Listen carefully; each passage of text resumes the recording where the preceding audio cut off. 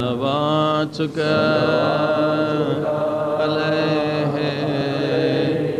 وعلى آبائه في هذه الساعة وفي كل ساعة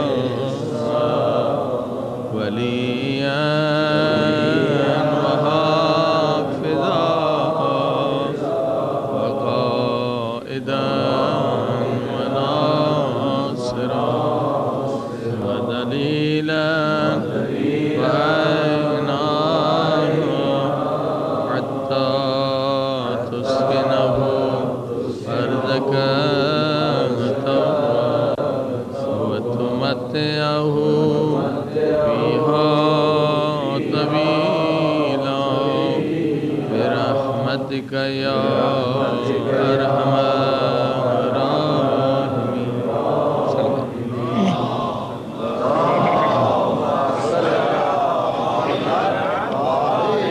أما بعد فقد قال الله تبارك وتعالى في كتابه المجيد بسم الله الرحمن الرحيم من قتل نفسا بغير نفس أو فساد في الأرض فكأنما قتل الناس جميعا ومن أحياها فكأنما أحيا الناس جميعا.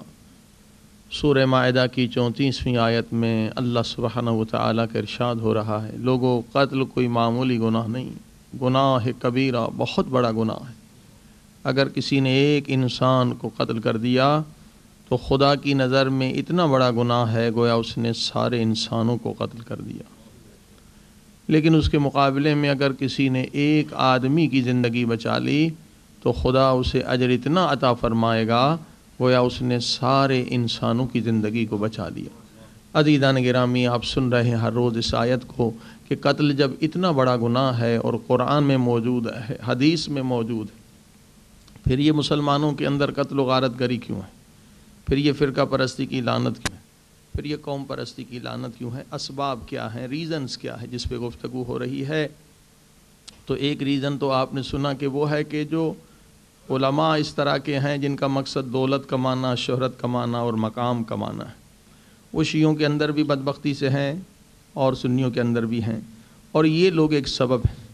آج ایک اور بڑا سبب بھی میں آپ کو بتلانے والا ہوں، اور وہ سبب یہ ہے کہ اسلام کے اندر دو فتنے اٹھے تھے اور ان دونوں فتنوں کو مولا علی نے ختم کیا، اور اس کے بعد یہ دونوں مذہب جو ہیں انڈر گراؤنڈ چلے گئے۔ ایک فتنہ جو ہے وہ نصیریت کا فتنہ تھا کہ کچھ لوگ پیدا ہو گئے اور انہوں نے حضرت علی کو کہا کہ آپ خدا ہیں۔ حضرت علی نے انہیں بہت سمجھایا کہ بھائی خدا وہ ہے لم یلد ولم یولد، جس کا نہ کوئی بیٹا ہے نہ کسی کا والد ہے، میرے والد بھی ہیں، میرے بیٹے بھی ہیں، مگر وہ ضد والی بات، ابو جہل والی بات ان کے اندر آ گئی، تو آخر میں مولا نے انہیں قتل کیا۔ قتل کرنے کے باوجود بھی کچھ فرقے بچ گئے، کچھ لوگ بچ گئے، اور اس کے بعد یہ مذہب انڈر گراؤنڈ چلا گیا۔ اور دوسرا جو فتنہ تھا وہ خارجی اور ناصبیوں کا تھا، جو حضرت علی کو برا بھلا کہتے تھے، اور اس کی وجہ کیا تھی؟ وہی اپنی ذات کی محبت، کیونکہ حضرت علی نے اسلام کے لیے بہت جنگی لڑے، بہت جنگیں لڑی ہیں، بہت جہاد کیا ہے کہ سبحان اللہ، رسول خدا نے بڑے بڑے خطابات دیے ہیں۔ تو پوری زندگی میں حضرت علی نے تقریباً 10,000 آدمیوں کو قتل کیا جو کافر تھے، ظالم تھے۔ تو اب ظاہر ہے کہ اگر ایک کافر کے 10 رشتہ دار بھی مان لیں تو اتنے لوگ حضرت علی نے اپنے دشمن بنا دیے۔ اسی لیے یہ حدیث رسول خدا کو کہنی پڑی کہ علی کی محبت ایمان ہے، علی سے دشمنی نفاق ہے۔ کیونکہ عربوں میں قوم پرستی، خاندان پرستی بہت ہوتی تھی۔ کوئی کہتا تھا بھئی مسلمان اب تو سارے ہو گئے، لیکن وہ علی سے بغض رکھتے تھے کہ میرے باپ کا علی قاتل ہے، کوئی کہتا علی جو ہے میرے بھائی کا قاتل ہے، کوئی کہتا علی میرے چچا کا قاتل ہے، کوئی کہتا علی میرے ماموں کا قاتل ہے۔ تو رسول خدا نے جب یہ صورتحال دیکھی تو کہا بھئی علی نے کوئی اپنے لیے تو ان کو قتل نہیں کیا، وہ کافر تھے، ظالم تھے اور اسلام پر حملہ آور ہوئے، اس لیے علی نے قتل کیا۔ اس لیے رسول خدا کی حدیث جو ہے تمام شیعہ سنی کتابوں میں موجود ہے، کیا کہ علی سے محبت رکھنا ایمان ہے۔ یعنی چاہے علی تیرے باپ کا قاتل ہے تو تیرا باپ کافر ہے اور علی کل ایمان ہے. صلوات پڑھیے محمد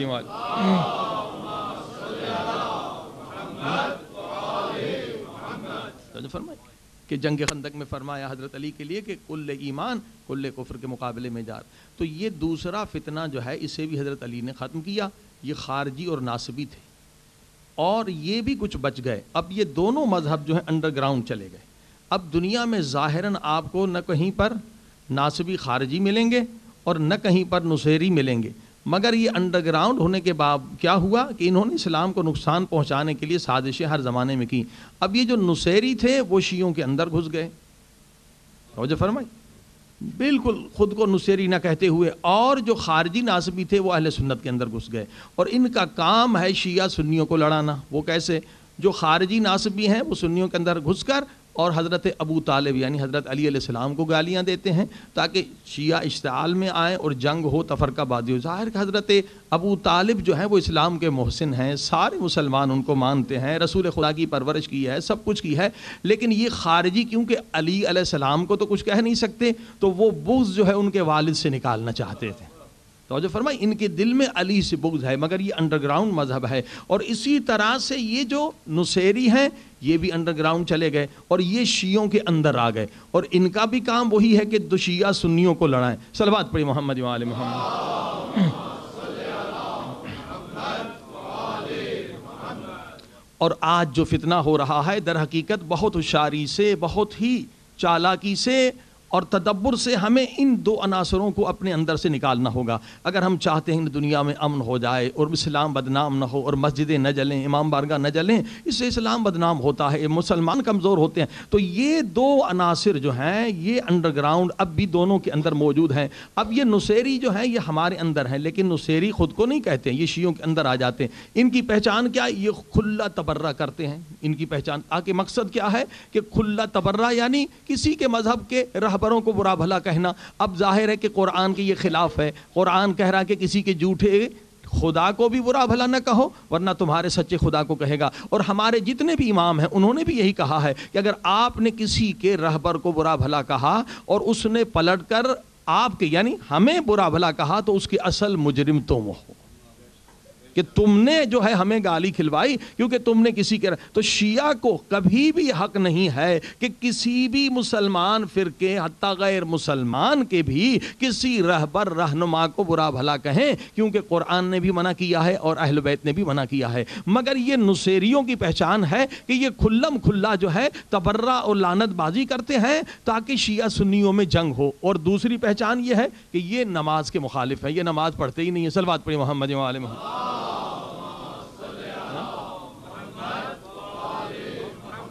جبکہ قرآن کی آیت ہے اقیموا الصلاۃ ولا تکونوا من المشرکین، نماز پڑھو ورنہ تم مشرک ہو جاؤ گے، نجس ہو جاؤ گے، تمہارا کھانا پینا اٹھنا بیٹھنا سب نجس ہے. یہ نماز نہیں پڑھتے. اور دوسرا یہ کہ ماتم کرتے کرتے یہ شیعوں کے اندر گھس جاتے ہیں. اور تیسری ان کی پہچان یہ کہ جیسے بھی ماتم ختم ہوا یہ علم کے سامنے سجدے میں گر جاتے ہیں، کبھی جو ہے کسی تعزیے کے سامنے سجدے میں گر جاتے ہیں. بھائی سجدہ صرف اور صرف خدا کے لیے ہے، اللہ کے سوا کسی کا سجدہ جائز نہیں. یہ علم کا احترام میں نے بتلایا تھا، جیسے صفا مروہ جو ہے شعائر اللہ ہے، کیونکہ اس علم کی نسبت ہے امام حسین کی طرف اس وجہ سے، مگر سجدہ نہیں کر سکتے. مگر یہ لوگوں کو گمراہ کرتے ہیں جناب یہ جو تعظیمی سجدہ ہے، یہ شکر کا سجدہ ہے، یہ سب جو ہے عقیدے کو خراب کرنے والی بات ہے. بھائی جو تعظیمی سجدہ حضرت آدم کو بھی ہوا تھا وہ اپنی مرضی سے نہیں، خدا کے حکم سے ہوا تھا.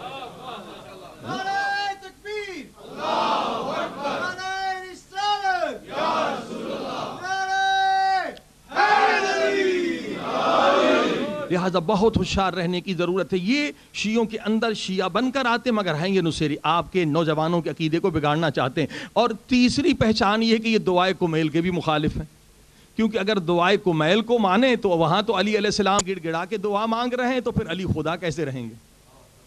فرمائی، کیونکہ ان کا مقصد ہے علی ہے خدا. تو جس نے بھی علی کو خدا کہا تو ہمارے جتنے بھی امام ہیں وہ اسلام سے خارج ہو گیا، اس کا اسلام سے کوئی تعلق نہیں ہے. مولا علی نے ان کو قتل کیا اور نکال دیا. تو یہ دعائے کمیل کے بھی مخالف ہیں، کیونکہ دعائے کمیل کو اگر مانتے ہیں تو پھر علی خدا نہیں رہتا، خدا کا بندہ ہو جاتا ہے. صلوات پڑھی محمد و آل محمد.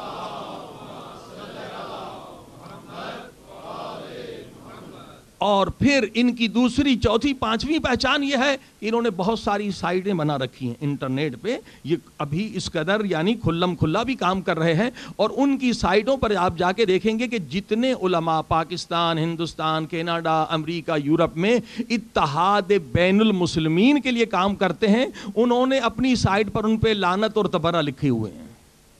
یعنی یہ اصلاً اتحاد بین المسلمین کے دشمن ہیں. تو عزیزان گرامی, بہت سخت انتہائی ہوشیاری کی ضرورت ہے کہ ہم ان کو پہچانیں. یہ نصیری ہمارے اندر اس طرح سے گھس آتے ہیں, اور اس طرف جو ہے وہ ناسبی اور خارجی ان کے اندر گھس جاتے ہیں تاکہ ان دو فرقوں کو لڑائیں. اور عجیب بات یہ ہے کہ جہاں بھی فسادات ہوئے ان کا ایک آدمی بھی نہیں مرا. یا بے گناہ شیعہ مرتے ہیں یا بے گناہ سنی مرتے ہیں. صلوات پڑھی محمد و آل محمد.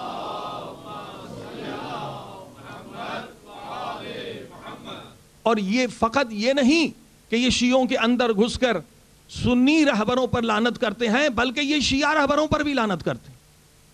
یعنی مراجع مجتہدین پر بھی یہ لعنت کرتے ہیں. توجہ فرمائی آپ نے, یہ بہت خطرناک عناصر ہے. ماتم کے بہانے سے یہ شیعہ بن جاتے ہیں, مگر ان کا عقیدہ بھائی جب علی خدا ہے تو خدا کا تو بیٹا ہی نہیں, تو امام حسن حسین کے لیے آپ روتے کیوں ہیں؟ کوئی خدا کا بیٹا ہوتا ہے؟ توجہ فرمائی. یعنی امام حسن کے بھی منکر ہو گئے, 11 اماموں کے منکر ہو گئے. عزیزان گرامی, انہوں نے ایسے ہی مولویوں کو پال رکھا ہے جو پیسہ پرست, دولت پرست ہیں, اور انہوں نے کھلم کھلا جو ہے وہ شیعوں کے اندر گھس کر وہ نصیریت کی تبلیغ کر رہے ہیں. یعنی ایک مولوی کی جو ہے ویڈیو بھی ہے, آڈیو کیسٹ بھی ہے, اپنی تقریر میں اس نے ایسے لوگوں کو بٹھا کر کہا کہ بھئی قرآن کی آیت ہے کہ اللہ جو ہے مومن ہے. کہاں جی اللہ مومن ہے؟ دیکھو قرآن میں ہے کہ اللہ مومن ہے, اور پھر کیا جملہ کہا؟ کفر کا جملہ کہا کہ نعوذ باللہ, خدا کی توہین, اسلام کی توہین, کہ دیکھو قرآن میں اللہ مومن ہے اور علی جو ہے امیر المومنین ہے. استغفر اللہ. اب دیکھیں ایسے عناصر کو شیعہ حضرات فوراً اپنے اندر سے نکال دیں. اب وہی انسان جو ہے جس کی ویڈیو آڈیو بھی آج پورے پاکستان میں مجلس سے پڑھ رہا ہے, کوئی پوچھنے والا نہیں ہے, کوئی روکنے والا نہیں. بہت ضروری ہے کہ ایسے افراد کو جو فتنہ چاہتے ہیں, جو پورے مذہب کو بدنام کرنا چاہتے ہیں, پورے پاکستان, ہندوستان, جہاں بھی علماء, ایک علماء کی کمیٹی ہو, منتظمین کی کمیٹی ہو, مراجع کے انڈر ہو, اور اس سے اعلان کیا جائے کہ یہ انسان شیعہ نہیں ہے, اس کا شیعت سے کوئی تعلق نہیں, یہ شیعہ سنیوں کو لڑانا چاہتا ہے, اور اسے حق نہ دیا جائے کہ یہ کبھی منبر پر جا کے ایسی بات کرے جو خدا کی بھی توہین ہے اور مذہب شیعہ کی بھی توہین ہے. ہم سب جو ہے علی کو ولی مانتے ہیں. ہر آذان اقامت میں ہمارا اعلان یہ ہے کہ علی ولی اللہ, علی ولی ہے. جو علی کو خدا مانے وہ نہ شیعہ ہے نہ مسلمان ہے. صلوات پڑھی محمد و آل.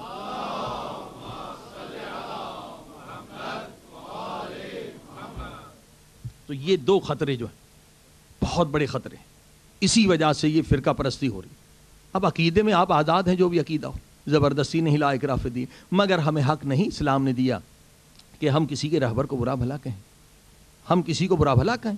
جیسے کل میں نے ایک بحث چھیڑی, آج ایک دوسری بحث عقیدے کی ہے کہ بھئی ہم جتنے بھی شیعہ حضرات ہیں اور اکثریت سنی مسلمانوں کی بھی, ہمارا عقیدہ ہے کہ قیامت کے دن رسول خدا ہم جیسے گنہگاروں کی شفاعت فرمائیں گے. البتہ شفاعت کے شرائط ہمارے اندر ہوں گے تو شفاعت فرمائیں گے. مگر ایک دو فرقے جو ایسے ہیں وہ کہتے ہیں نہیں, یہ شفاعت جو ہے وہ ہوگی نہیں, شفاعت صرف خدا کے پاس, وہ شفاعت کے منکر ہیں. اب ہم علمی گفتگو تو کر سکتے ہیں مگر ایک دوسرے پر کفر کے فتوے نہیں لگا سکتے. عزیزو, تحقیقی مسلمان بنیے اور تحقیقی مسلمان بنائیے, تعصب کی لعنت سے خود بھی آزاد ہو جائیں اور دوسروں کو بھی آزاد کریں. صلوات پڑھی محمد و آل.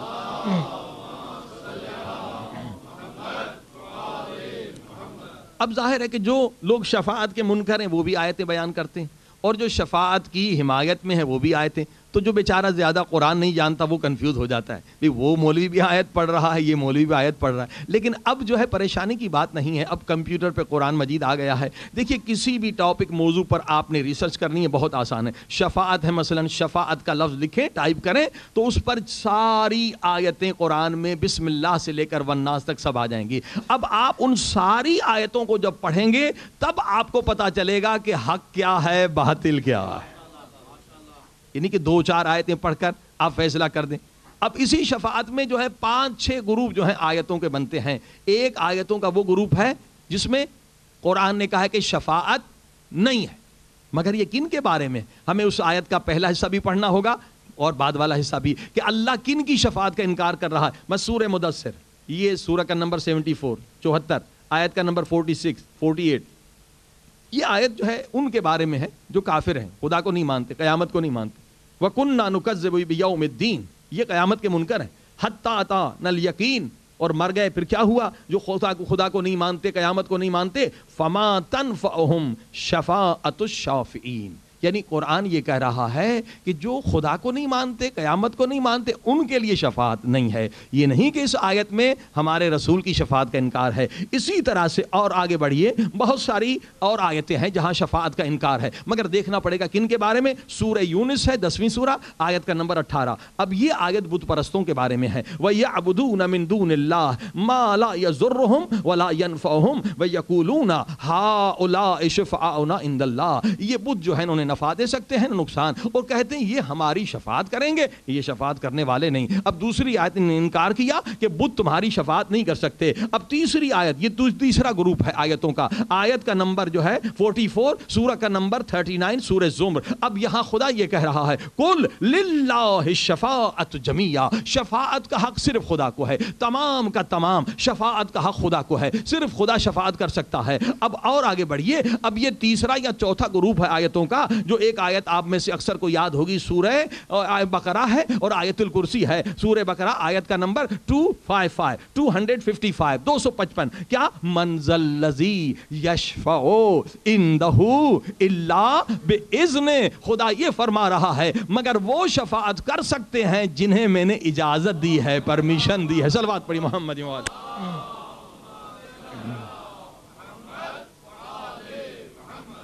آپ نے دیکھا یہاں اجازت ہے کہ جنہیں اللہ نے اجازت دی ہے وہ شفاعت کر سکتے ہیں.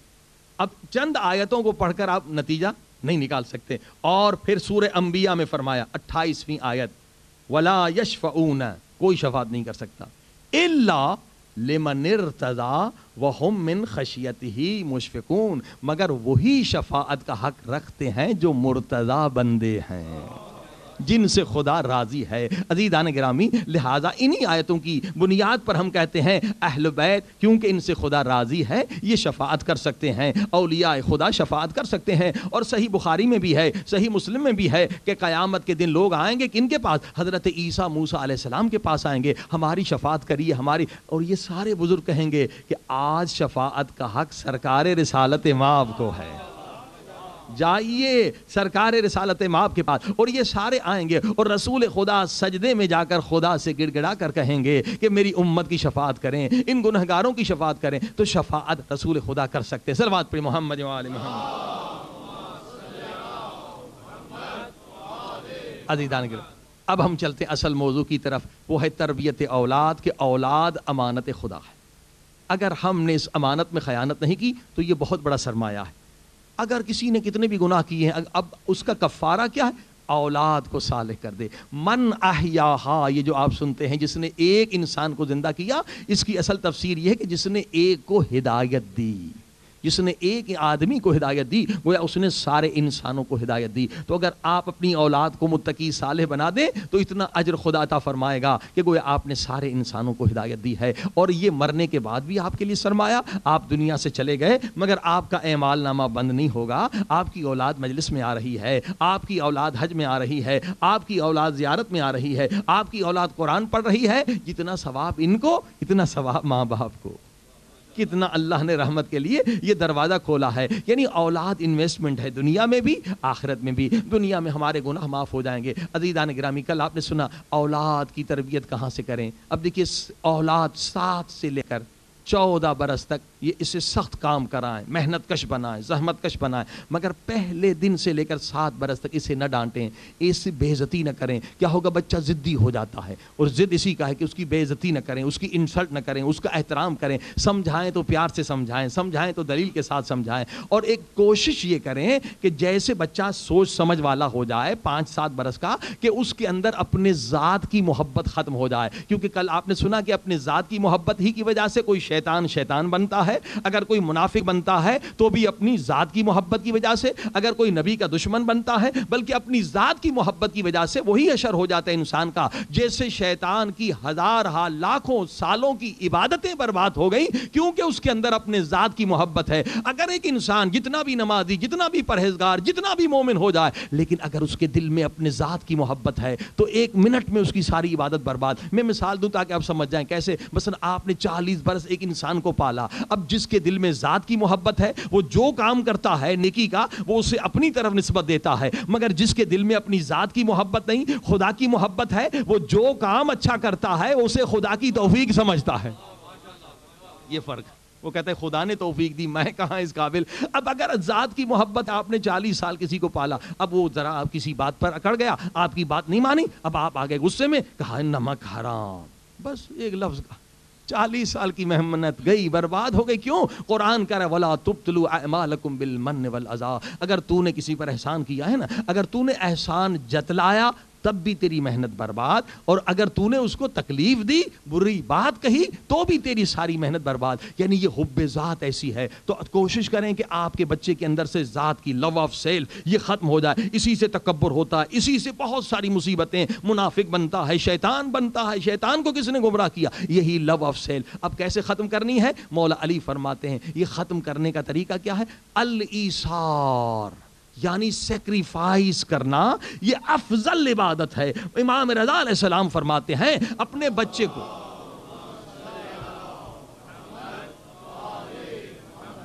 عادت ڈالیں کہ خیرات صدقہ آپ کا بچہ اپنے ہاتھ سے دے، یعنی ایثار، سیکریفائز کرنے کی اسے عادت دیں. اگر مثلا کوئی کام بھی کروانا ہے، بیٹا اگر تو نے یہ کام کیا تو اس کا یہ انعام، ڈبل انعام ہوگا. یعنی سیکریفائز، کوئی چیز خود ہے، خود چاہتا ہے مگر دوسرے کو دے دے، اس کا بیٹا ثواب ہوگا. بچپن سے یہ سیکریفائز. مثلا مہمان نوازی کا کیوں اتنا بڑا ثواب ہے؟ مہمان کے لیے یہ ہے کہ حضرت ابراہیم کو اللہ نے اپنا خلیل کیوں بنایا؟ ایک وجہ تھی کہ بہت مہمان نواز تھے، کبھی کھانا بغیر مہمان کے نہیں کھاتے.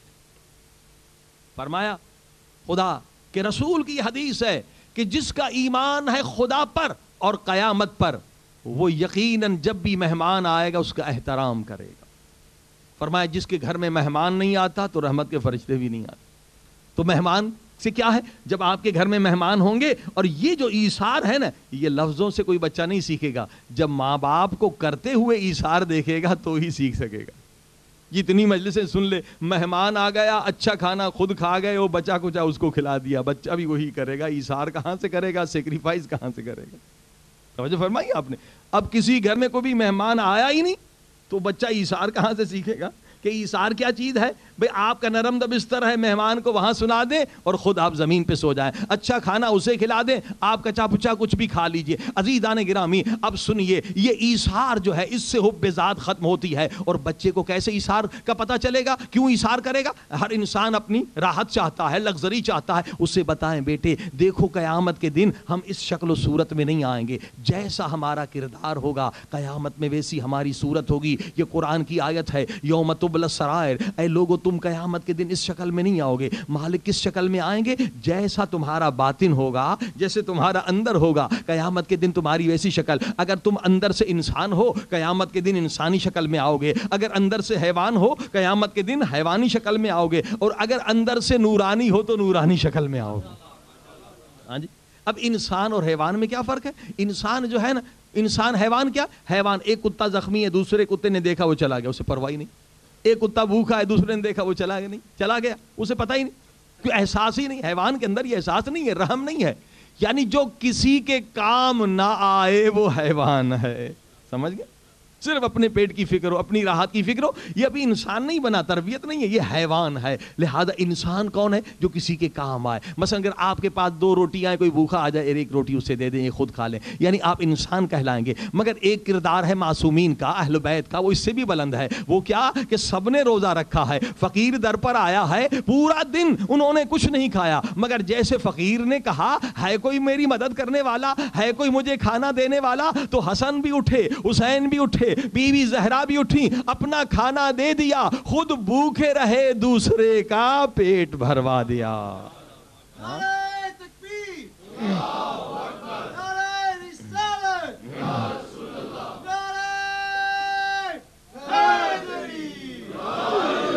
یہ ہے نورانی کردار. تو قیامت کے دن نورانی شکل میں آئیں گے. اور واقعہ بھی سنیے, نجف کا واقعہ. ایک طالب علم تھا, پڑھتا تھا, دینی علم حاصل کرتا تھا. ایک دن استاد کے پاس گیا, استاد اس کے لیے کھڑا ہو گیا, احترام, بیٹا بتا کل تو نے کون سا اچھا کام کیا؟ کہا استاد کوئی خاص نہیں. کہ نہیں, یقیناً تو نے کوئی اچھا کام کیا ہے, کیونکہ میں نے کل رات خواب دیکھا. پہلے بتا بیٹا تو نے کیا کیا؟ اس شاگرد نے سوچا میں نے کیا کیا؟ کچھ نہیں کیا. اب سوچ کر کہا ہاں ایک کام کیا تھا, شاید خدا کو پسند آیا. کیا کیا تھا بیٹے؟ کہا کچھ کل جو تھے نا امام حسین کے زائر آئے تھے, زیارت کرنے والے, غریب تھے, تھکے ہوئے تھے, پیسہ نہیں تھا کہ ہوٹل میں جا کے رہیں. اب میرا مدرسے کا کمرہ بہت چھوٹا تھا, یہ 7-8 تھے, میں نے سب کو مہمان بنا لیا. اب کمرہ کیونکہ چھوٹا تھا, کھانا کھا کے ہم سو گئے. اب آدھی رات کو میری آنکھ کھلی, میں نے کیا دیکھا؟ ایک زائر کے بھاری بھاری پاؤں میرے سینے پر, میرے منہ پہ لگ رہے ہیں. اب پہلے تو میرے نفس نے کہا کہ بھئی کیوں یہ مصیبت تو نے پا لی, اب تیری نیند خراب ہو رہی, کل تجھے درس میں جانا ہے, پڑھنا. یہ نفس جو ہے راحت طلب ہے, نفس تو گناہ چاہتا ہے, کہاں نیکی چاہتا ہے. مگر میرے ضمیر کی آواز آئی کہ نہیں نہیں, یہ میرے آقا حسین کے ظاہر ہیں, اگر میں اس کے پاؤں ہٹا دوں گا اس کی نیند خراب ہو جائے گی. بھئی یہ بیچارہ پیدل سفر کر کے آیا, پھر شرم کے مارے شاید پاؤں سیدھے بھی نہ کر سکے. آدھی رات گزر گئی ہے, کوئی بات نہیں ہے, میں نہیں سوتا مگر یہ آرام سے سوتا رہے. بس استاد میں نے اس کے پاؤں جو ہے نا اپنے سینے سے نہیں ہٹائے, میں نے تکلیف کو برداشت کی اور میں نہ سو سکا, بس یہ سننا تھا. استاد اٹھا, آگے بڑھا اور آ کے پیشانی کو چوما. کہا بیٹے کل رات میں نے خواب دیکھا, اور خواب میں دیکھا ہم قیامت کے میدان میں ہیں, اور جب میں نے تیرے چہرے کو دیکھا تو میں نے دیکھا تیرے چہرے سے نور کی شعائیں نکل رہی ہیں. یہ ہے نورانی کردار. تو بیٹے کو اس طرح سے سمجھانا ہے, اے میرے لال اگر سیکریفائز کرو گے تو قیامت کے دن نورانی شکل میں آؤ گے. تو ایثار کے ذریعے سے یہ حب ذات کی غلاظت ختم ہوتی ہے. صلوات پڑھی محمد و آل محمد.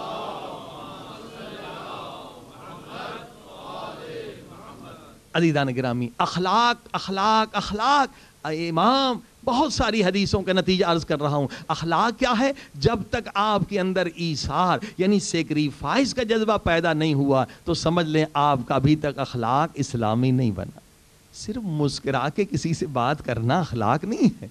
اخلاق یعنی ایثار کا جذبہ کتنا ہے, سیکریفائز کا جذبہ کتنا ہے, تو یہ حب ذات کو ختم کرنے کا طریقہ ہے. اور اسی کے لیے رسول خدا نے فرمایا کہ اکثر گناہوں کا تعلق حب ذات سے ہے. اور دوسری بڑی بیماری دنیا کی محبت, حب دنیا. فرمایا دنیا کی محبت جو ہے یہ بھی راس کل خطیہ, ساری گناہوں کی جڑ جو ہے وہ دنیا کی محبت ہے. اگر آپ دیکھیں کہ انسان ہیروئن بیچ رہا ہے, کیا اسے پتا نہیں اس سے کتنے خاندان برباد ہو رہے ہیں, کتنے جوان مر رہے ہیں؟ پتا ہے, مگر کیوں اندھا ہو گیا؟ پیسے کی محبت کی وجہ سے. یعنی پیسہ ایسی بری چیز ہے, اس کی محبت اگر آ جائے تو انسان قاتل بھی بن سکتا ہے. آپ دیکھیے پیسے کی محبت کی وجہ سے لوگ بے غیرت ہو جاتے ہیں, بے شرم ہو جاتے ہیں, ظالم کے حامی اور مددگار ہو جاتے ہیں. جتنے بھی انبیاء کو ستانے والے تھے, کیوں انہیں پتا نہیں کہ انبیاء ہیں, نورانی کردار ہے. خود امام حسین کو تنہا چھوڑ کر جو یزید کی حمایت کرنے والے تھے, وجہ کیا تھی؟ کیا یزید کا کردار حسین سے بہتر تھا؟ نہیں, یزید کے پاس پیسہ, دنیاوی ظاہری پیسہ حسین سے زیادہ تھا.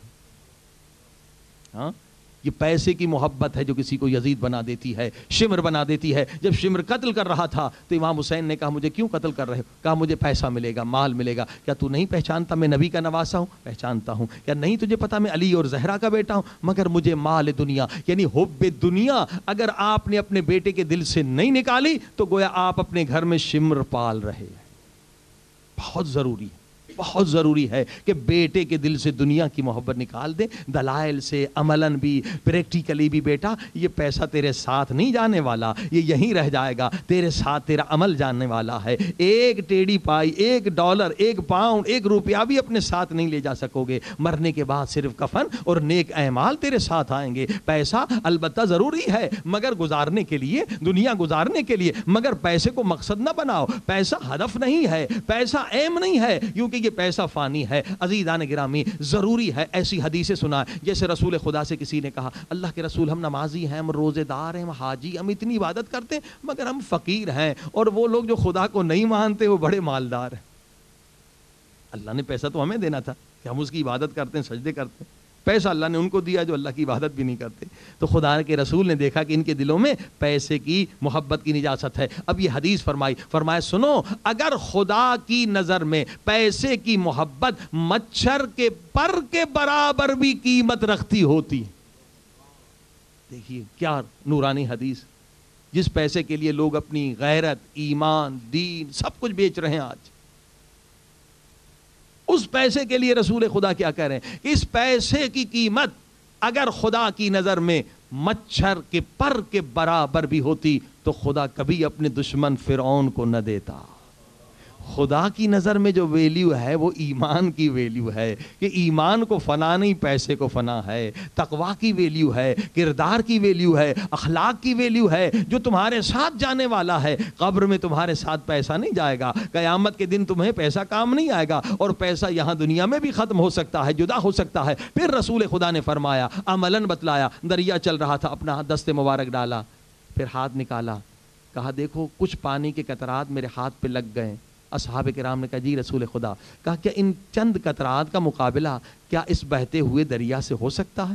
کہا ہرگز، چند قطرات کہاں اور دریا کا پانی کہا۔ کہا کہ کبھی شیطان کے دھوکے میں نہ آنا، یہ دنیا کی زندگی چند قطرات کی طرح ہے، مگر آخرت کی زندگی دریا اور سمندر کی طرح ہے۔ بل تؤثرون الحیات الدنیا والآخرۃ خیر وابقا۔ قرآن بھی کہہ رہا ہے اے انسان، یہ دنیا کی زندگی یہ 60-70 سال کی زندگی ہے۔ وہاں کیا 60-70 سال، 1,00,000 سال، 1 کروڑ سال، 1 ارب نہیں، ابدی زندگی ہے، ہمیشہ کی زندگی۔ صلوات پڑھی محمد۔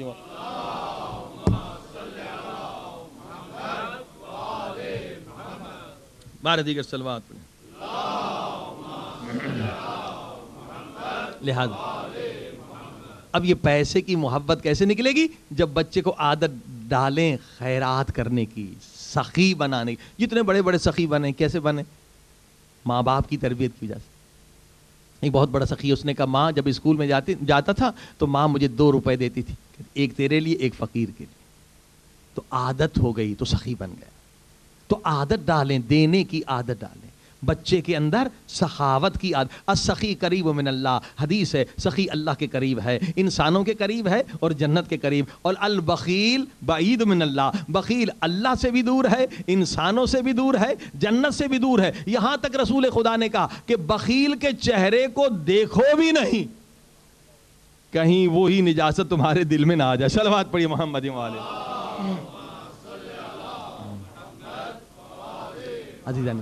عزیزان، دنیا کی محبت انسان کو کبھی بھی اگر اس کے دل میں کافر بنا سکتی ہے۔ اب دیکھ قاضی شریح، یہ مولا علی علیہ السلام کے زمانے میں قاضی تھا، مگر اس کے دل میں تھی پیسے کی محبت۔ اس نے بہت بڑا گھر خریدا، ظاہری طور پر حضرت علی علیہ السلام خلیفہ تھے، بہت بڑا گھر خریدا، اور سند لکھوانے کے لیے حضرت علی علیہ السلام کے پاس۔ علی علیہ السلام نے دیکھا ایک عالم قاضی، کیا لکھا سند میں کہ ایک عالم قاضی نے گھر خریدا، اس کا ایک بارڈر موت ہے، تجھے مرنا ہے، دوسرا بارڈر برزخ، اسی طرح سے تیسرا بارڈر جو ہے وہ قیامت ہے۔ یعنی نصیحت کی کہ تو عالم ہے، عالم کی زندگی انبیاء اور ائمہ معصومین کی طرح ہونی چاہیے، سادہ ہونی چاہیے، نہ بہت بڑا گھر نہ بہت بڑی گاڑی، تمہیں سمپل رہنا چاہیے جیسے عام لوگ رہتے ہیں، انبیاء اسی طرح سے رہے۔ عزیزان گرامی، اب سمجھایا مگر وہ نہ سمجھا۔ اب وہ عاشق اہل بیت تھا، عاشق علی تھا، عاشق امام حسین تھا، لیکن اس کے دل میں پیسے کی محبت تھی، ٹھاٹ سے رہتا تھا، لگژری سے رہتا تھا۔ اب وہ جناب کیا ہوا، جب یزید امام حسین کو قتل کرنا چاہا، اب اسی کے پاس لوگ آئے کہ لکھ کر دے دو کہ حسین واجب القتل ہے۔ کہتے ہیں اس زمانے میں سیاہی جو ہے نا کسی پتھر کی چیز میں رکھتے تھے، ابھی امام حسین شہید نہیں ہوئے، بس سنا رونے لگا، اور وہ پتھر کی جو سیاہی دان تھا وہ اٹھا کے سر پہ مارا تو یہاں سے خون بہنے لگا۔ کہا او ظالمو، تم مجھے کہتے ہو کہ میں لکھوں کہ زہرا کا لال واجب القتل ہے؟ یعنی امام حسین شہید نہیں ہوئے، پہلے خون نکال رہے، ماتم کر رہے، رو رہے، اس قدر محبت تھی۔ مگر کیوں بدبخت بنا؟ حسین سے محبت تھی، مگر حسین کی محبت سے زیادہ پیسے سے محبت تھی، اسی لیے ملعون ہو گیا۔ اب انہوں نے کہا جی قاضی صاحب جوش میں آنے کی بات نہیں ہے، یہاں تو ہزاروں قاضی، اگر تو نے نہیں لکھا تو اپنا ہی نقصان کرو گے۔ یہ تھیلیاں ہیں سونے کی، چاندی، جواہرات کی، ایک رات تجھے مہلت ہے، سوچ لے، اگر تو نے لکھ کر دیا تیرا، ورنہ کسی اور کا مال۔ اب وہیں شیطان نے بھٹکایا، ہاں حسین تو مارے جائیں گے، میں اپنا کیوں نقصان کروں، کوئی اور لکھ دے گا میرا نقصان ہو جائے گا۔ بدبخت بنا، ملعون بنا، لکھ کر دیا کہ حسین واجب القتل ہے۔ اللہ اکبر! یہ ظالم کیوں ظالم بنا؟ پہلے رو رہا تھا۔ عزیزان گرامی، آج جو مثلاً مولوی، یہ جو دنیا پرست مولوی فرقہ پرستی پھیلا رہے ہیں، مجلس کا باقاعدہ دام لگاتے ہیں، اتنا دیں گے وہ کریں گے، یہ کس کی سنت پہ چل رہے ہیں؟ یہ اسی کی پیروی کر رہے ہیں، قاضی شریح کی پیروی کر رہے ہیں۔ آپ ان کا ٹھاٹ بار دیں گے، بڑی بڑی گاڑیاں ہوتی ہیں، بڑے بڑے بنگلے ہوتے ہیں. عالم کو سادہ ہونا چاہیے. جب سادگی ہوگی تو کبھی یہ جیب نہیں کاٹے گا کہ مجھے 10 لاکھ چاہیے، 20 لاکھ چاہیے کشرے کے. یہ قاضی شرح کی طرح دنیا کی محبت میں گرفتار ہیں. کہ کل آپ نے حدیث سنی، امام نے کہا خبردار اس سے کبھی دین مت لینا جس کے دل میں پیسے کی محبت ہے، وہ تمہیں بے دین بنا کے چلا جائے گا. کہ ذرہ برابر یہ امر بالمعروف نہیں کرتے، نماز کی بات نہیں، روزے کی بات نہیں، اتحاد بین المسلمین کی بات نہیں، صرف واہ واہ واہ کر کے چلے جاتے ہیں کیونکہ ان کے دل میں پیسے کی محبت ہے. اشد ضرورت ہے ہم ایسے نئے طلباء کی ضرورت ہے وہ آئیں جن کے دل میں پیسے کی محبت نہ ہو، خدا کی محبت ہو. دیکھیے ابھی آپ سن رہے من احیاھا فکأنما احیا الناس جمیعا. ایک انسان کو آپ نے ہدایت کر دی تو گویا سارے انسانوں کو ہدایت دی. بلکہ رسول خدا کی حدیث ہے، خیبر میں یہ حدیث بیان کی کہ یا علی پوری دنیا کی دولت سے بھی اور پوری دنیا کی حکومت سے بھی افضل ہے ایک گمراہ انسان کو اللہ کا راستہ دکھانا. یعنی اس سے بڑھ کر کوئی دولت نہیں ہے.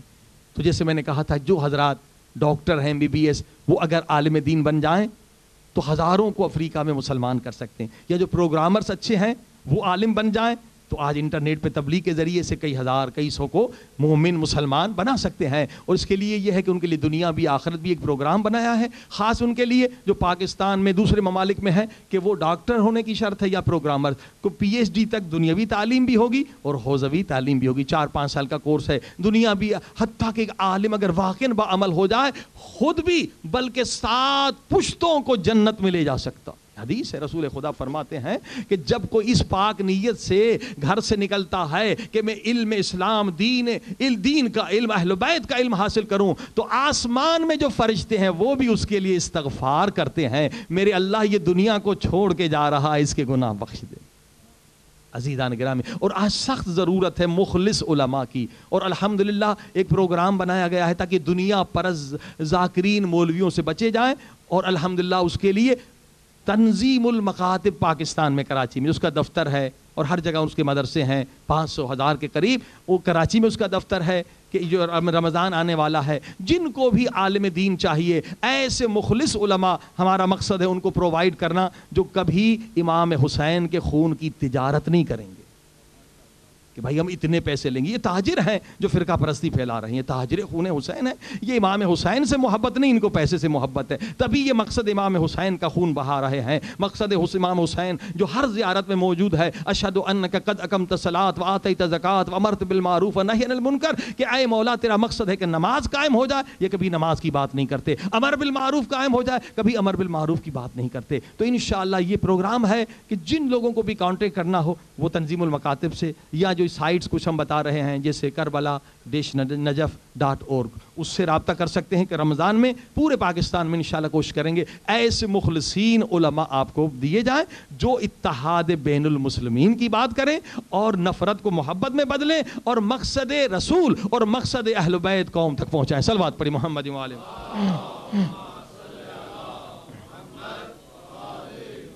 اور عزیزان گرامی جیسے میں نے عرض کیا تھا آج مسلمان اپنی عزت عظمت کس قدر تھی مسلمان کے پاس، آج مسلمان کس قدر ضعیف ہو چکا ہے. کیوں؟ علم میں ہم پیچھے ہیں. لہٰذا میں نے کہا وہ رسول جو کہہ رہے ہیں کہ علم حاصل کرو، مہد سے لے کر گہوارے سے لے کر قبر تک ہر مسلمان مومن مرد عورت کو کم سے کم PhD ہونا چاہیے، علم میں آگے بڑھے.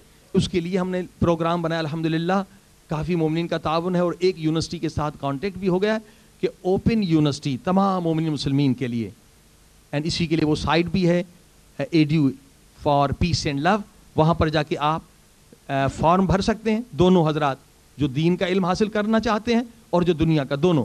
یہ اوپن یونیورسٹی ہوگی کہ آپ جس بھی شہر میں رہتے ہیں، جس بھی ملک میں رہتے ہیں، وہیں پر آپ کو گائیڈ پرووائڈ کیا جائے گا اور وہیں رہتے ہوئے آپ MA بھی کریں گے، BA بھی کریں گے اور PhD بھی کریں گے.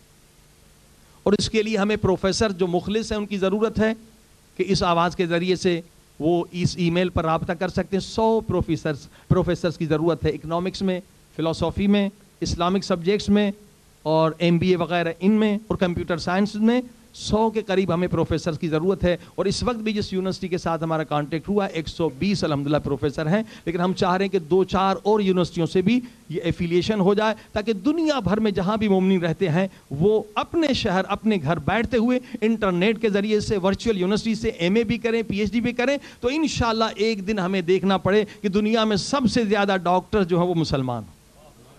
صلوات پڑھیں محمد.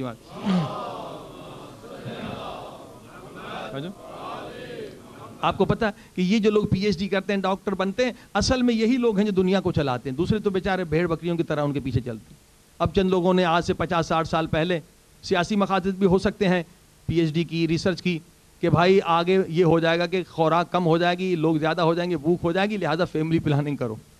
آپ نے دیکھا پوری دنیا نے اندھی تقلید کر دی. اب الٹا اس کا ریئیکشن یہ ہو گیا کہ بھائی نوجوان کم ہو گئے ہیں, یورپ میں بوڑھے زیادہ ہو گئے ہیں, اب کہہ رہے ہیں اور بچے زیادہ پیدا کرو. یہ یعنی PhD کرنے والا ایک غلط نظریہ بھی دیتا ہے تو 50 سال پوری دنیا اس کے پیچھے چلتی ہے بھیڑ بکریوں کی طرح. تو ہم کیوں بھیڑ بکریوں کی طرح کسی کے پیچھے چلے, ہم خود کیوں نہ ریسرچ کریں. ڈارون نے ایک غلط تھیوری دی کہ انسان بندر سے بنا ہے. بھی اگر انسان بندر سے بنا ہے تو اب جو بندر ہیں وہ کیوں نہیں بن رہے ہیں. کتنی بے وقوفی کی تھیوری تھی, مگر کیونکہ وہ ڈاکٹر تھا, PhD تھا اور اس کو سپورٹ بھی تھی, میڈیا بھی تھی, تو پوری دنیا میں اس کی تھیوری پڑھائی جا رہی ہے. اب سعودی عرب میں کچھ لاشیں ملی ہیں, انٹرنیٹ پر وہ فوٹو بھی موجود ہے, وہ آدمی اتنے بڑے ہیں کہ ہمارے جیسا 6-7 فٹ کا آدمی جو ہے اس کے گھٹنے سے بھی نیچے آتا ہے. اتنے اونچے آدمی ان کی لاشیں. ڈارون کی تھیوری بالکل بوگس تھی, مگر جو انسان PhD کر لیتا ہے وہ کیا ہے, پوری دنیا کو اپنے پیچھے لگاتا ہے. لہٰذا عزیزان گرامی ہر مومن مسلمان کو چاہیے کہ جس سبجیکٹ میں بھی اس کا جی چاہتا ہے, مگر اکنامکس کیونکہ اقتصادی طور پر ہم ضعیف ہیں, ہمیں PhD کرنا چاہیے. اور آپ جو یورپ میں رہ رہے ہیں آپ کے لیے بہت آسان ہے, مگر افسوس کہ جو یورپ میں رہنے والے وہ تعلیم کی طرف کم ہے, تعلیم کے پیچھے کم ہے, پاؤنڈ اور ڈالر کے پیچھے زیادہ ہے. صلوات پڑھی محمد وعلیہ. وہی عزیزان گرامی دیکھیے اس سے پوری قوم کی قسمت اور تقدیر بدل سکتی ہے. توجہ فرمائیے آپ نے, علم اور ٹیکنالوجی اگر آپ نے حاصل نہیں کی تو آپ کا مستقبل بالکل ڈارک ہے اور آپ غلام ہو جائیں گے. لہذا آج اگر آزاد رہنا چاہتے ہیں تو علم بھی ضروری ہے, ٹیکنالوجی بھی, اور تقوی بھی ضرورت ہے تاکہ دنیا بھی بہتر ہو جائے. ربنا آتنا فی الدنیا حسنہ وفی الآخرۃ حسنہ, اے میرے اللہ میری دنیا کو بھی بہتر کر دے, میری آخرت کو. صلوات پڑھیں محمد وعلیہ.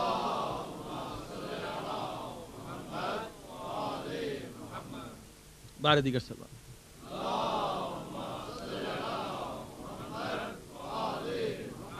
عزیزان گرامی جیسے آپ نے سنا کہ حب ذات حب دنیا یہ انسان کو ظالم بنا دیتی. کوئی بھوکا مر رہا ہے, پیسے پڑے ہوئے بینک میں, مگر جو حب دنیا رکھنے والا ہے وہ ظالم ہے. ظلم سے بچے. آج جو ہمیں رپورٹ ہے کہ جو زلزلہ آیا ہے پاکستان میں, اس وقت کتنے لوگ ہیں جن کے پاس رضائی نہیں ہے سونے کے لیے, سردی سے ٹھٹک رہے ہیں. اور صرف ایک گاؤں سے مولانا بھی ہیں, ڈاکٹر بھی ہیں, تفسیر میں PhD کر رہے ہیں, زوار حسین شاہ مشہد میں, انہوں نے بتایا کہ ایک گاؤں میں صرف 100 کے قریب سادات بچے یتیم ہیں. سچ فرمائیں, ایک گاؤں میں. اور ہم نے کہا کتنا خرچہ ہوگا ان کی پڑھائی کے لیے, تو کہا 30 پاؤنڈ سے ان کی پڑھائی بھی ہو جائے گی, ان کی ہاسٹل بھی ہو جائے گی, ان کا کھانا پینا بھی. اب 30 پاؤنڈ آپ لوگ یہاں پارکنگ میں دے دیتے ہیں, اگر سٹی میں, لندن میں, شہر میں بیچ میں چلے گئے تو 30 پاؤنڈ ایسے ہی چلے جاتے. تو یہ بچوں کے اندر جذبہ ڈالیں, بچے کو کہیں کہ بیٹا دیکھو تجھے اللہ نے یہ نعمت دی ہے. پاکستان میں ایک سید ہے, ایک مومن ہے, ایک مسلمان ہے, اس کے کھانے کے لیے نہیں ہے, پڑھائی کے لیے نہیں. اب کیا ہوگا, بچے کو خود کہیں گے تم پیسے آپ دیں, مگر بچے کو عملی ٹریننگ دیں کہ بیٹے یہ تم اسپانسر کر رہے. اب 100,000 کوئی زیادہ نہیں. اور وہاں الحمدللہ شیخ صاحب, شیخ نجفی صاحب, ان کی سائٹ بھی ہے, وہ انشاءاللہ اسی مجلس میں گزارش کروں گا کہ اس کے سائٹ کا ایڈریس بھی آ جائے. اور وہ بہت مدد کر رہے ہیں, اور لوگ بھی مدد کر رہے ہیں تاکہ آپ کچھ بچوں کو اسپانسر کریں. کیوں, اور بچوں کو یہ عادت دیں. تو عزیزان گرامی پیسے کی محبت کیا انسان کو ظالم بنا دیتی ہے, اور اسی میں آخرت ہے, اسی میں آپ کی آخرت ہے.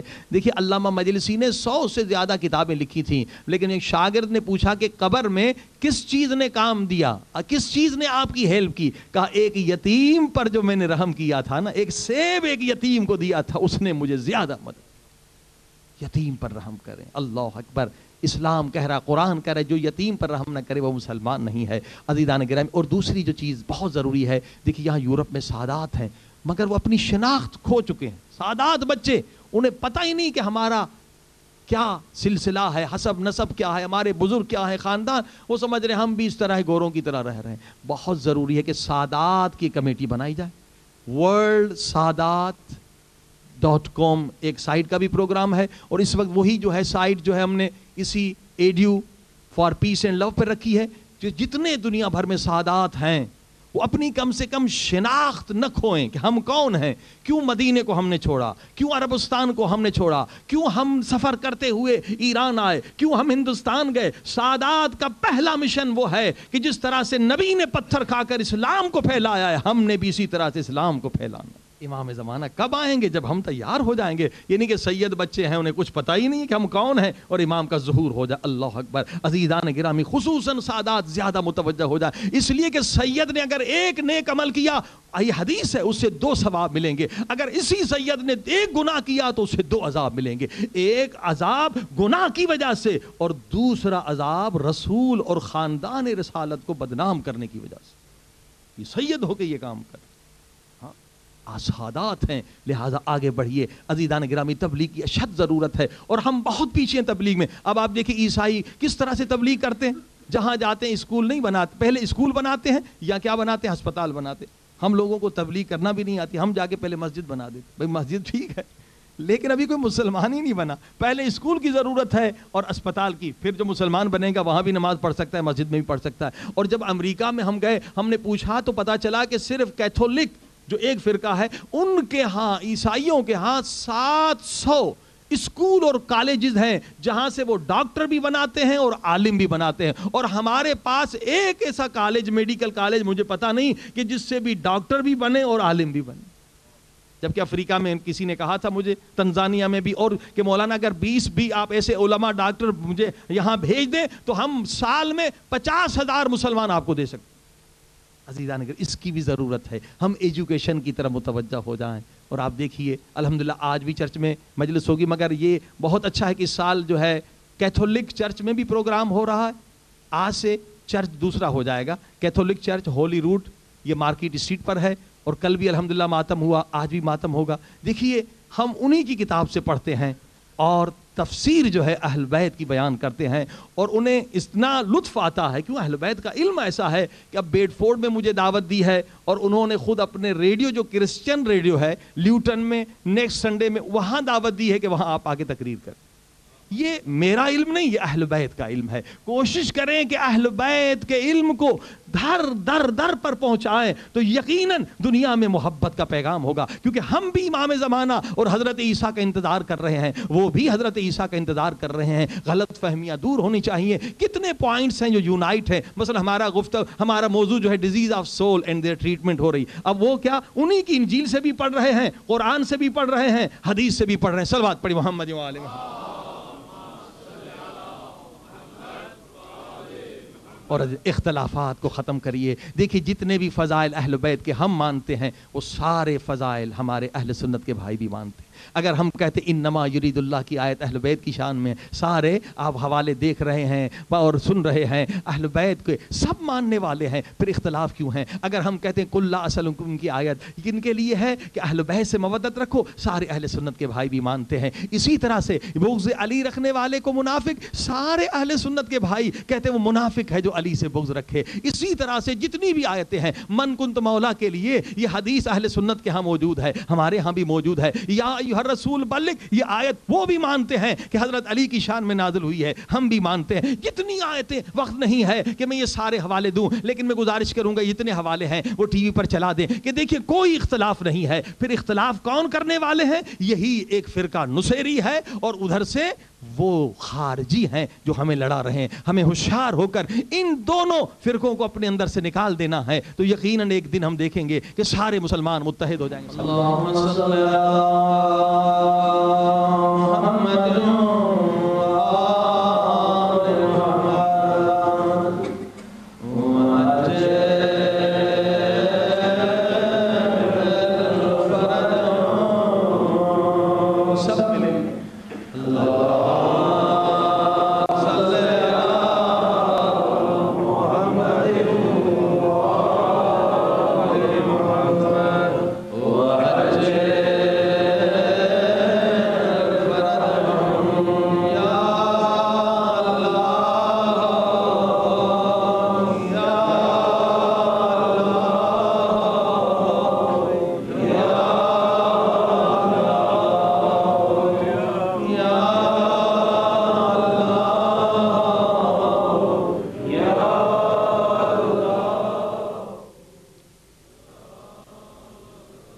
میرے اللہ تجھے واسطہ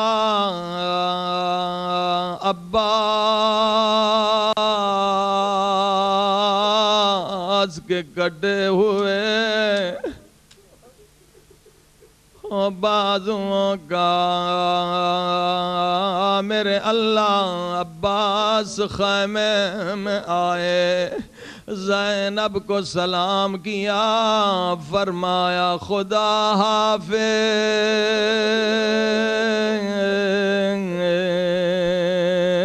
نبی کی نواسی زینب نے فرمایا عباس میں تجھے روکتی نہیں مگر ایک بات سنتا جا میں کوفے میں تھی اور بابا علی کی حکومت تھی ایک دن بابا مسجد سے آئے زارو قطار رو رہے تھے کبھی میرے ہاتھوں کو چوم کے روتے تھے کبھی میرے سر کے بوسے لے کے چومتے تھے میں نے کہا بابا رونے کا سبب کیا بابا نے رو کے کہا زینب یہی کوفہ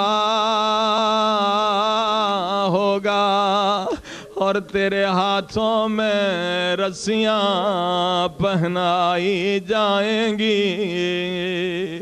میں نے کہا بابا آپ امام ہیں جو کہتے ہیں وہ سچ ہے مگر بابا جس بہن کا ایک بھی بھائی ہو اس کا بھی کوئی نام نہیں لیتا اللہ نے مجھے 18 بھائی دیے ہیں اللہ نے مجھے حسین عباس جیسے بھائی دیے بابا نے رو کر کہا زینب نہ حسین رہیں گے نہ عباس رہیں گے زینب نے کہا خدا حافظ عباس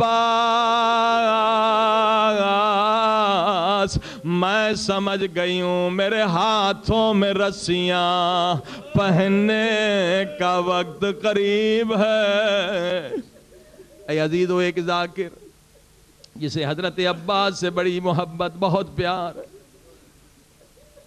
حضرت عباس خواب میں آتے ہیں ذاکر تو میرا عاشق ہے جی مولا اسی لیے میں نے تجھے اپنی زیارت کرائی اے ذاکر تو نے میرے سارے مصائب پڑھ دیے مگر ایک مصیبت ابھی تک نہیں پڑی یہ پوچھتا ہے مولا وہ کون سی مصیبت ہے فرماتے ہیں ذاکر جتنے شہید کربلا میں گھوڑے سے گرے تھے ان کے بازو سلامت تھے مگر میں کربلا کا واحد شہید ہوں جب گھوڑے سے گرا میرے بازو سلامت نہیں تھے جب بھی کوئی گھوڑے سے گرتا ہے ہاتھوں کے ذریعے سے بدن کو روکتا ہے میں جانتا ہوں میں گھوڑے سے زمین پہ کیسے آیا مگر میں ہاتھ جوڑ کے کہتا ہوں میرے آقا عباس یہ سچ ہے جیسے آپ گھوڑے سے گرے ایسے کوئی شہید نہیں گرا مگر اسی کربلا میں 11 محرم کو او زینب اونٹ سے ایسے گری جیسے عباس گھوڑے سے گرے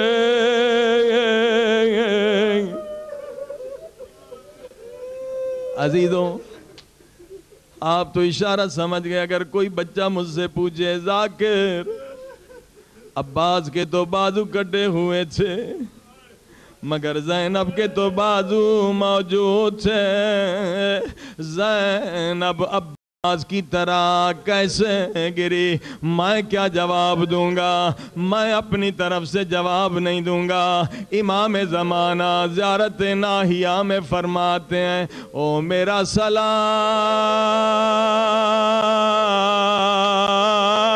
سلام میری ان دادیوں پہ ہو جن کے دونوں ہاتھ گردنوں کے پیچھے بندھے ہوئے تھے سب مل کے کہیں یا حسین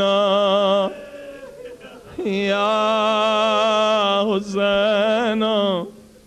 عزیزو اب خیمے کا حال سنیں، سارے بچے ان کی نظر علم پر ہے، زینب کی نظر علم پہ ہے۔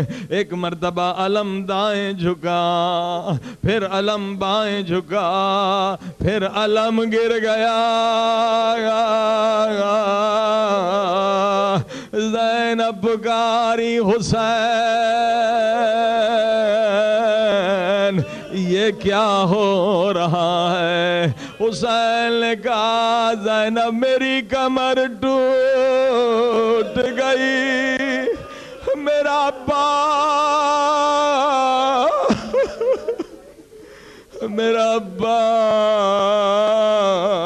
گر گیا۔ حسین آگے بڑھے، عباس کا سر گود میں لیا، مولا حسین نے اب عباس کے ہونٹ لے، کہا مولا آپ نے بڑی زحمت کی، آپ کا شکریہ۔ اب عباس کی تمنا سنیں، عباس کہتے ہیں میرے آقا میرے مولا، اماں نے مجھے بتلایا تھا جب میں پیدا ہوا تھا تو سب سے پہلے آپ کے چہرے کی زیارت کی تھی۔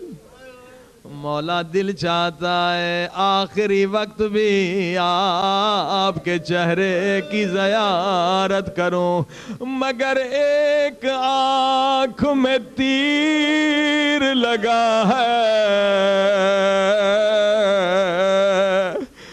دوسری آنکھ میں خون بھرا ہے۔ مولا اگر زحمت نہ ہو تو ابا کے دامن سے میری آنکھ کا خون صاف کر دے۔ مولا یہ بھی زحمت نہ دیتا اگر بازو سلامت ہو دے۔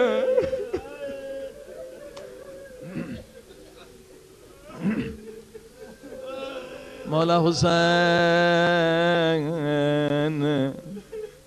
ابا کے دامن سے عباس کے آنکھ کا خون صاف کیا۔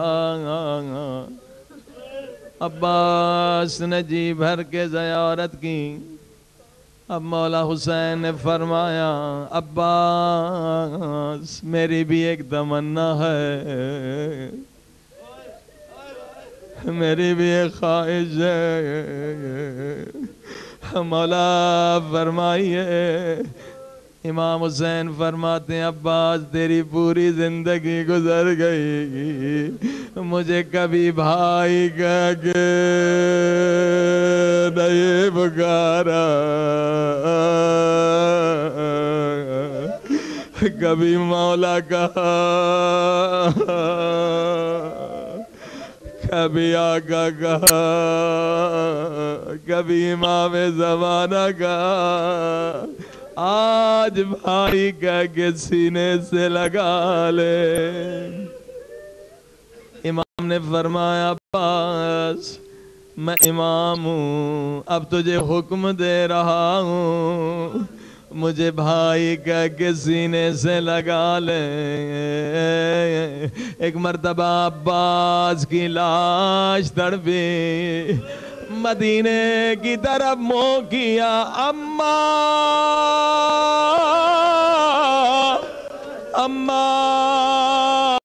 مجھے معاف کرنا، تجھ سے وعدہ کیا تھا مرتے مر جاؤں گا، مگر حسین کو بھائی نہ پکاروں گا، مگر عباس مجبور ہے۔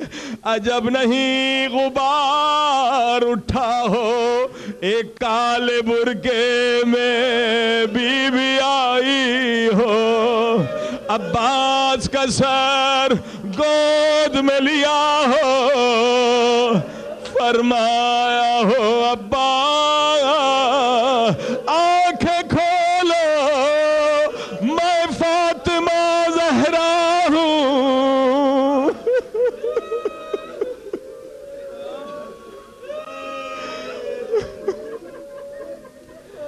میں فاطمہ زہرا ہوں مجھے اماں کہو